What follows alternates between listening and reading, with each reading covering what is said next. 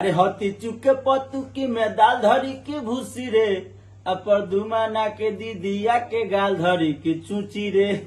चलिए हम मुकेश यादव सबकरा के प्रणाम करतनी।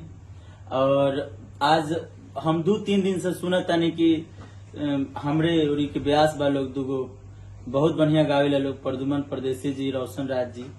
वहाँ का लोग जब स्टेज पर प्रोग्राम करनी तो अपना में उनका माई के ऊ कहेला, उनका बहन के ऊ कहेला, शायद दोनों भाई हलो, तो उ लोग तो कोनो लाज शरम बा ना। लेकिन एगो गाना के लेकर हम बहुत बड़ा मतलब उ लोग सोचता कहता कि हमार हटे हमार बपौती है। खेसारी भैया के गाना है, जौना गाना के बाद बोल बा कि सजाना भजाना करेला रघुराई के। तो भाई इ ट्यून रउआ लोग के ना है, हम लोग के बताए तनी।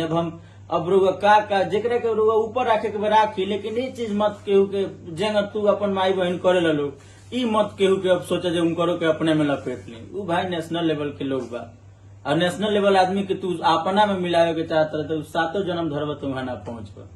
अब हम बताए तन कौन धुन हटे। जैसे खेसारी भैया के गाना बा कि अरे सजाना भाजाना करेला रघुराई के, तो ई गाना पारंपरिक हटे। ई गाना चुमावन का बेरी जब आंगना में चुमावन होला, जब सब लोग चल जाला मेहरारू अपना में चुमावन करे ली जा, तो ओह बेरा गीत गावेली सब कि अरे हती चुके पतु की में दाल धरी की भूसी रे, अरे हती चुके पतु की में दाल धरी की भूसी रे, अपर दुमाना के दीदिया के गाल धरी की चूची रे।